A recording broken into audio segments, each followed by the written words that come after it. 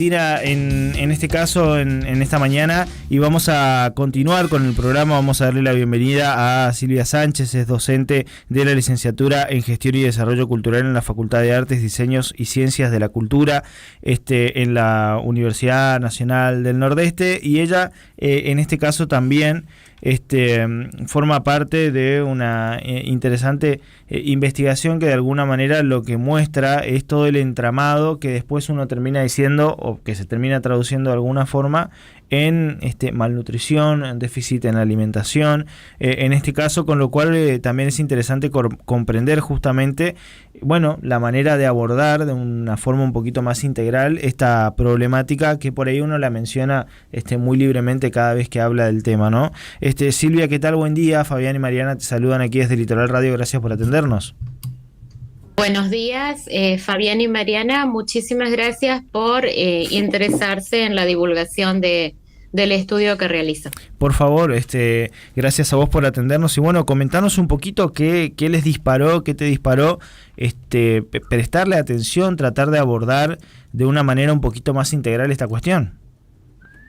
Claro, de pronto advertir que no es un interés mío, uh-huh. No hay individualidades, sino que en realidad en la academia desde hace tiempo que se viene advirtiendo acerca de los riesgos que implica el monocultivo y la extensión de la agricultura intensiva, puesto que tras la promesa de producir alimentos para todo el mundo, sabemos que se falla luego en la distribución de esos alimentos y en la equidad, en la llegada. Uh-huh. Y en realidad también advertir que el modelo de economía agroexportadora, la mayor parte de los granos, oleaginosas y cereales que se producen en la región no son para alimentar a la población autóctona, uh-huh. sino que en realidad ustedes sabrán perfectamente que se importa, sobre todo para la producción de proteínas cárnicas, porque en el mundo, a nivel mundial, ha crecido el consumo de proteína animal. Uh-huh. Y también el hecho de que toda la producción de agronegocios se basa en la explotación de combustible fósil. Uh-huh. Con el grado de contaminación que ello significa, esto sin hablar, por ejemplo, de el uso de agroquímicos. También otro tema muy sensible es también cuando se habla de extensión de frontera agrícola, el exterminio de la biodiversidad en plantas y animales. Uh-huh. ¿No? Y de qué forma esto compromete la vida de las comunidades. A ver, hay bastante consenso a nivel mundial acerca del impacto en desertificación, en calentamiento global, acerca de, lo dañino que es esto, sobre todo cuando se producen incendios, que muchos de ellos son intencionales. Uh-huh. No se sabe que detrás de esos incendios en realidad viene el negocio inmobiliario y que muchas veces también el acaparamiento de estas tierras tiene que ver con introducirlas en la producción, en el desarrollo, entre comillas, ¿no? Porque de qué desarrollo, de qué progreso hablamos cuando estamos matando biodiversidad, ¿no? Y en este caso, a ver, no soy yo la que vinculo, particularmente estoy haciendo un estudio a donde, como bien lo advertías, Fabián, uh-huh. trata de poner en relación ese contexto de modelo productivo y lo que termina llegando a la mesa. Uh-huh. ¿Y qué sucede? Hace algunos años, aún en familias muy pobres, se podía acceder a proteína de muy buena calidad. Uh-huh. Por ejemplo, los huevos. Sí. ¿Sí? O por ejemplo, la leche. También una proteína muy, muy rica, o por ejemplo frutos que hoy, muchos de ellos silvestres, que hoy ya no se consumen y que inclusive vemos en las ciudades que se desperdician, como los pomelos, las moras, la guayaba. Porque también la industria alimentaria tiende a la homogeneización del paladar, de los gustos. Entonces ya se homogenizan y a veces se desprecian frutos autóctonos, la tuna acá en la región chaqueña donde yo estoy, por ejemplo, o no se sabe cómo regular su consumo. No se consume la tuna, por ejemplo, porque tiene espinas, pero hay métodos para poder aprovechar la proteína las proteínas y las virtudes que aportan las tunas como frutas autóctonas, ¿sí? Sí. Bien, lo mismo sucede con otras frutas. Bueno, y entonces, ¿qué pasa? Si algo han intensificado, aparte de lo que impacta en el exterminio de la biodiversidad, la producción de agronegocios, también ha impactado en el desplazamiento de las familias de los campos. Ahora, estas familias, ¿a dónde van a parar? Generalmente van a parar a las periferias de las grandes ciudades. En mi caso, yo tomo una ciudad intermedia, Presidencia Roque Sáenz Peña. ¿Y qué pasa? Ya en las ciudades los alimentos se mercantilizan, es decir, el acceso a alimentos va a depender del ingreso laboral de las familias. Y ya esas redes de intercambio, si antes, por ejemplo, a ver, ¿qué te dicen las familias? Si antes sembraban zapallo, intercambiaban con otra familia que sembraba maíz, choclo, porque les sobraba zapallo, ahora esas redes de distribución, de solidaridad recíproca, se pierden, se quiebran. Y se termina accediendo a alimentación. La disponibilidad está. O sea, te vas a comercios de medianía, de cercanía, y hay disponibilidad de alimentos. Pero ¿qué pasa? El acceso a los mismos está mediado por la capacidad del salario, y ni hablar cómo se han deteriorado los ingresos, ¿sí? Recordemos que en diciembre del año pasado, por ejemplo, hubo una devaluación del peso de más del 180%, la devaluación más grande del peso en la historia argentina. Entonces, ¿de qué forma esto, la pobreza, las condiciones de desigualdad, la infraestructura en los hogares, la contaminación, impacta en el acceso a nutrientes? Porque, lógicamente, las familias van a optar por alimentos saciadores. Me pasa a mí todos los días que cocino para 3 niños o 2 adolescentes y un niño. Entonces, sabes que con proteína de origen animal los vas a mantener contentos y sin pedirte comida cada 5 minutos. En cambio, la fruta no solo se ha encarecido muchísimo, sino que qué cantidad tenés que comprar para mantenerlos conformes durante el día. Claro, sí. Y en contextos barriales a donde el acceso a agua segura tampoco está garantizado, ¿te conviene comprar frutas? O la conservación, heladeras, por ejemplo. ¿Sí? Entonces, por supuesto que madres, padres, cocineras comunitarias optan por comidas rendidoras y saciadoras. ¿Sí? Sí. Calmar el hambre. Es muy efectivo en el corto plazo. Pero ¿qué sucede? A mediano o largo plazo va a acarrear problemas de sobrepeso y de obesidad. También esos cuerpos, a ver, hay una relación entre ese tipo de cuerpo que se genera con esta alimentación y el tipo de trabajo al que acceden las familias. Entonces, para el trabajo de albañilería, de changas, de cargar peso, un cuerpo fornido, un cuerpo fuerte, sirve para este tipo de empleo. Es funcional para este tipo de empleo. Sí. Ahora bien, por ejemplo, en la pérdida de piezas dentarias o en la diabetes, podemos advertir que en realidad no es un cuerpo que esté bien nutrido. Sí, bien, y por lo tanto las enfermedades, la comorbilidad que esto acarrea, ¿no? De allí que el título de mi trabajo sea Los cuerpos del monocultivo. Vos sabés, Silvia, que nosotros por ahí en reiteradas oportunidades, cuando tenemos la posibilidad de hablar de alimentos, qué sé yo, ejemplificamos la situación con algunos que, no sé, Mariana siempre dice el tomate no tiene el mismo sabor hoy que cuando yo era chica. Hace mucho que no como algo que tenga sabor a tomate. Y digo, lo mismo con la sandía sí, hoy. o las manzanas, uno nota los cambios, uno nota que no comemos lo mismo que comíamos hace un par de años atrás. Y esto tiene que ver un poco con todo lo que vos mencionabas. Digo, esta realidad producto de la industrialización, de la mercantilización, por ahí más cercanía de supermercados que de una verdulería de barrio, es algo que afecta a toda la región, al país también, o es propio de esta parte por ahí más empobrecida de la Argentina, digo, NEA y NOA?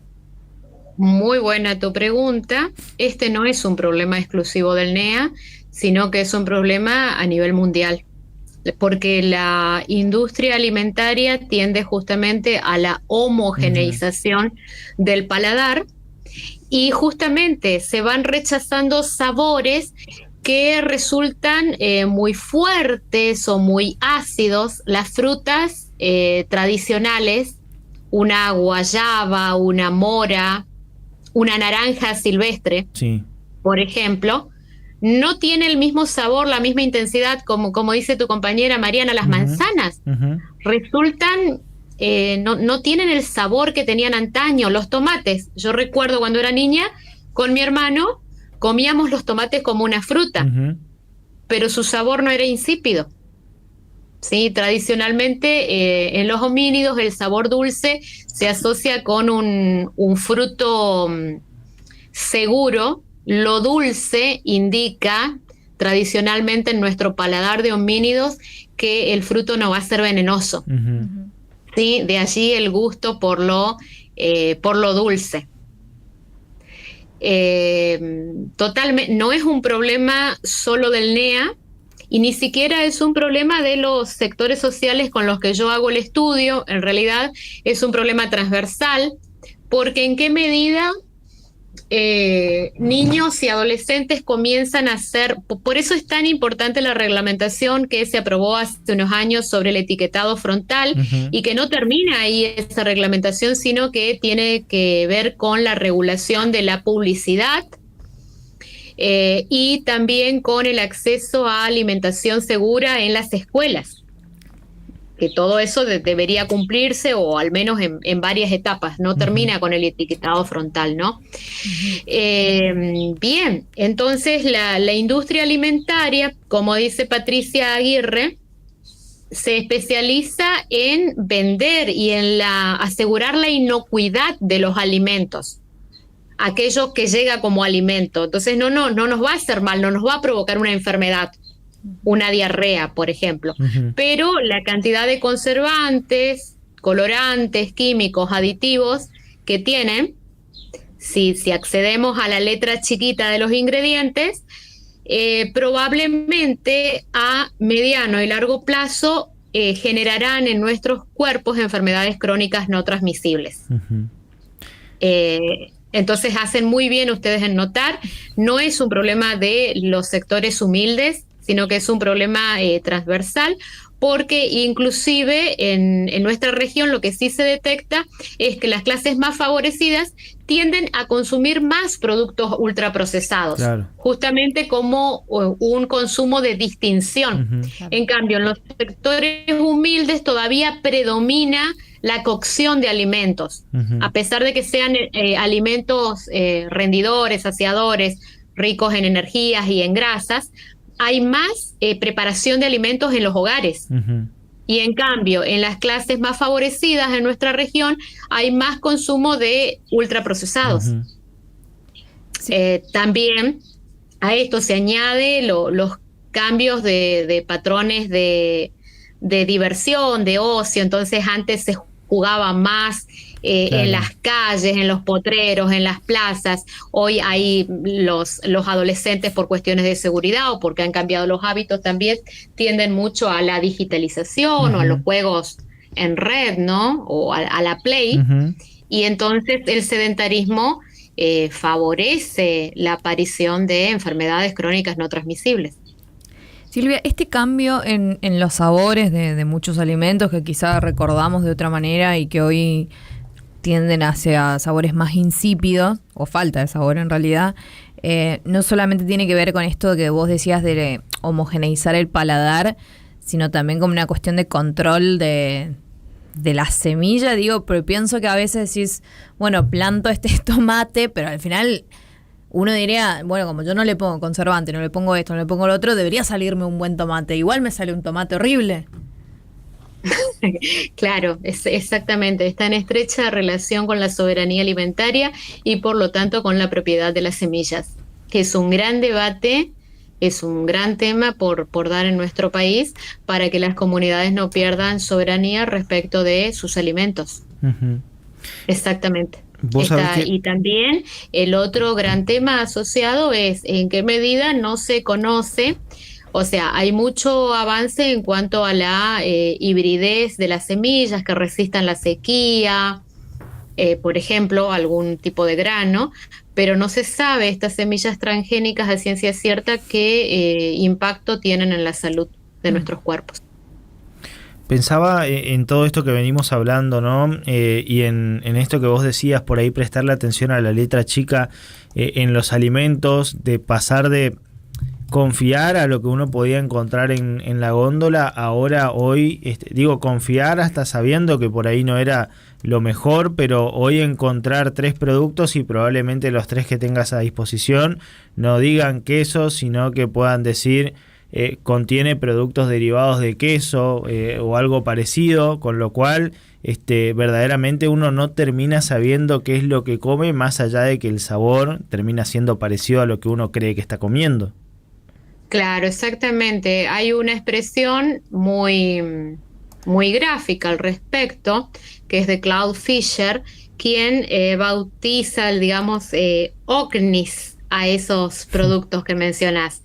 Objetos comestibles no identificados. Es decir, se pueden comer, son buenos para vender. Ahora, que sean saludables es otro tema. Claro. Y te consulto, Silvia, si por ahí ves que haya alguna posibilidad de modificar esto. Ni siquiera hablo de la cuestión de la industria, porque la veo por ahí un poco más complejo, entendiendo que, bueno, por ahí los usuarios generalmente somos los que tenemos el poder para tratar de modificar esto, pero no sé cuántos pueden hacerlo o están dispuestos a dar de su tiempo para que esto cambie. Pero en cuanto a hábitos, ¿ves modificable nuestras conductas pensando en quizás no comprar en el súper, donde puedo encontrar todo, y comprar más unas cositas en el súper, otras me voy y camino hasta la verdulería o busco al productor de la zona, si es que vivo en alguna zona donde se dé la producción, quizás en el interior de nuestras provincias? Digo, ¿ves por ahí más modificable el hábito que todo lo que por ahí se nos escapa? Claro, muy buena pregunta nuevamente. Esto tiene que ver con que, a ver, el modelo de comercialización hace que se procure también el distanciamiento entre el productor y el consumidor. Uh-huh. Entonces, antes, hace unos años, nuestros padres, nuestros abuelos probablemente conocían el rostro, la historia y cómo se producía aquello que consumían, sí, y se podía negociar el precio, supongamos, ¿no? Uh-huh. Entonces, recuperar ese vínculo entre los productores y los consumidores sería muy bueno. Sabemos que no siempre es posible y sabemos que alimentar a las grandes ciudades es también un desafío y que por eso interviene la industria alimentaria. Uh-huh. Y ha dado muy buenas soluciones también. No se trata de demonizar tampoco, claro, a la industria alimentaria, sino de también lo que advierto muchísimo es el desprestigio en el que han caído los saberes gastronómicos. El saber cocinar, el saber aprovechar lo que tengo en la heladera e improvisar un plato, por ejemplo. Uh-huh. Entonces también es una cuestión de educación y de cultura, porque comienzan a perderse. Entonces en los barrios, por ejemplo, ya no se sabe cómo faenar una gallina. Uh-huh. Antes era un saber que una mujer o un hombre poseía. Hoy ya no. Entonces, ¿en qué medida la pérdida de esos saberes, saber cocinar, te hace dependiente de la comercialización y la industrialización? Entonces sabemos que optamos por alimentos preelaborados, precocidos, o directamente llamamos y que nos traigan preparados. Ahora, ¿cuánto de eso que llega o que terminamos consumiendo podemos dar cuenta de que de su forma de elaboración y de la calidad alimentaria, digamos? Entonces, si bien, como lo advertís, es compleja la salida, tampoco es imposible. Esto de hacernos creer que nuestras decisiones cotidianas no van a tener impacto en nuestras calidades de vida y en las calidades de vida de nuestras comunidades, es importante que advirtamos que no, que debemos poder recuperar nuestra capacidad de tener contacto con nuestros alimentos, disfrutar de algo que plantamos que no sabe de la misma manera. O sea, una lechuga que planto en una maceta acá en casa no tiene el mismo sabor y la misma frescura que una que voy a comprar en la verdulería. No siempre va a ser posible que la plante también, probablemente, pero de pronto recuperar. Lo que pasa es que tiene que ver con un cambio de estilo de vida, de concepción de aquello, de qué es alimento y cómo quiero.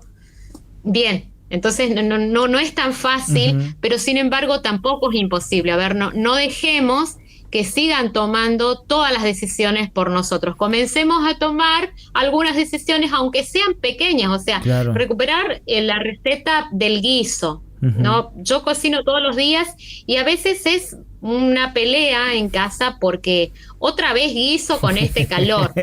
Y sin embargo, el guiso es una comida muy nutritiva y muy completa. Pero, ¿qué quieren mis hijos?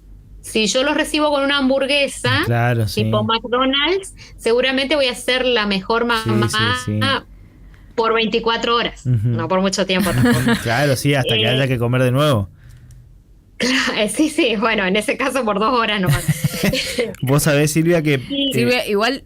Si tus hijos no quieren todos los días guiso, nosotros estamos dispuestos a ir. Te iba a consultar, venimos hablando no como también de una cuestión económica asociada a la mala alimentación, pero si se pudiera subsanar la cuestión económica, todavía está la barrera, ¿no?, de la información, porque pienso en gente que tiene el sueldo como para decir, bueno, aporto nutrientes de distintos lugares, pero igualmente no lo hace, o por tiempo, o porque llego cansado del trabajo, o porque quizá directamente no sé qué tengo que comer, legumbres, y no me gusta, y lleva tiempo, y las tengo que mojar.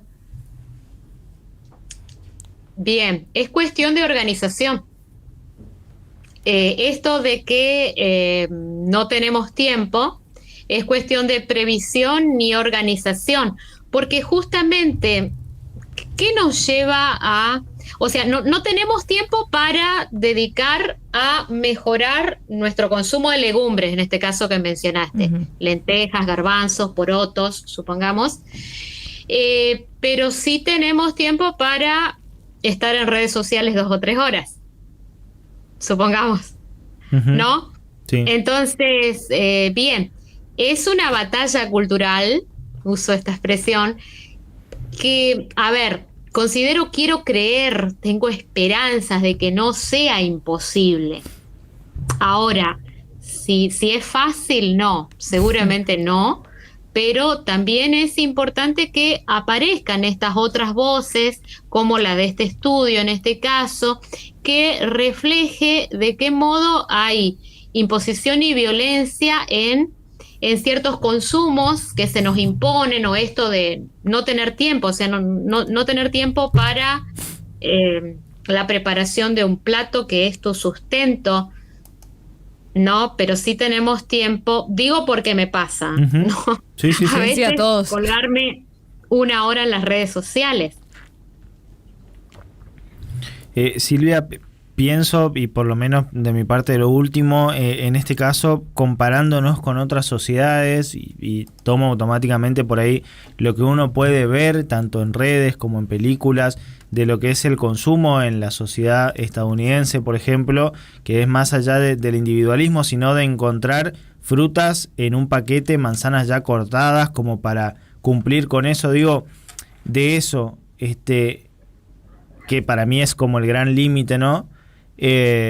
O el extremo. ¿En qué punto estamos nosotros? Yo, con lo que vos me contás y uno puede percibir, siento que estamos como transitando el proceso hacia ese camino. Obviamente que nuestro contexto económico, industrial, hace que por ahí no se acelere tanto, pero si vos tuvieras que definir en qué etapa de ese proceso extremo en el que están ellos, estamos nosotros, ¿cómo lo definirías?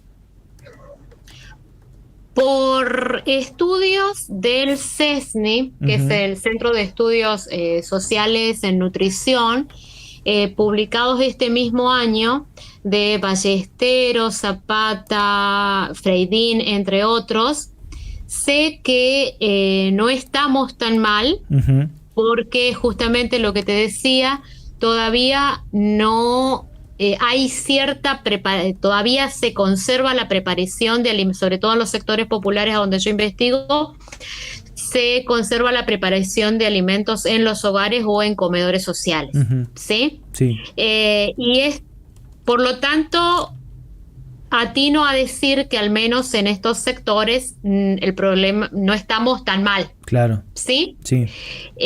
No obstante, justamente cuando mencionás una manzana ya pelada, cortada, fragmentada, allí el problema es la conservación.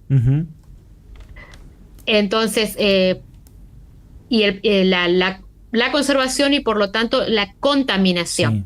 Porque si algo garantiza en una fruta su protección y no contaminación es la cáscara. Claro. Por lo tanto, recomiendo cuando vean productos cortados o ya pelados, no adquirirlos. En lata es otra cosa, porque justamente lo que garantiza la industria es la inocuidad. Sí, claro. Pero por supuesto que en esa lata se necesitan conservantes. El azúcar, de hecho, es un gran conservante. Sí, una de las propiedades que tiene el azúcar es la conservación. De hecho, ¿por qué las compotas, los dulces en compota tradicionales que hacían nuestras abuelas tienen que ver con la capacidad de conservación que tiene el azúcar? Claro.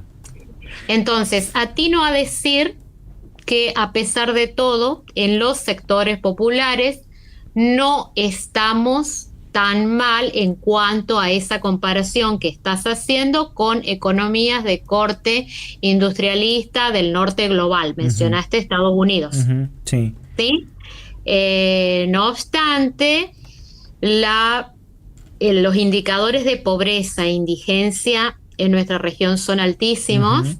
Y por lo tanto es un gran compromiso a futuro, porque sabemos que el acceso a nutrientes no impacta solamente hoy, sino en la salud e inclusive la afección a nivel cognitivo, sí, claro, la capacidad de aprendizaje de estos cuerpos o de estas personas a futuro.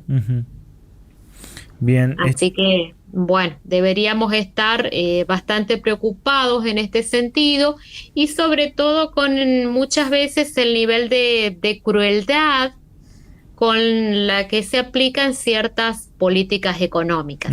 Y por último, si me dejan acotar, yo quiero aclarar que si bien ahora este estudio llevo adelante y soy la cara visible, detrás de mí hay al menos 2 equipos de investigación de 2 universidades públicas.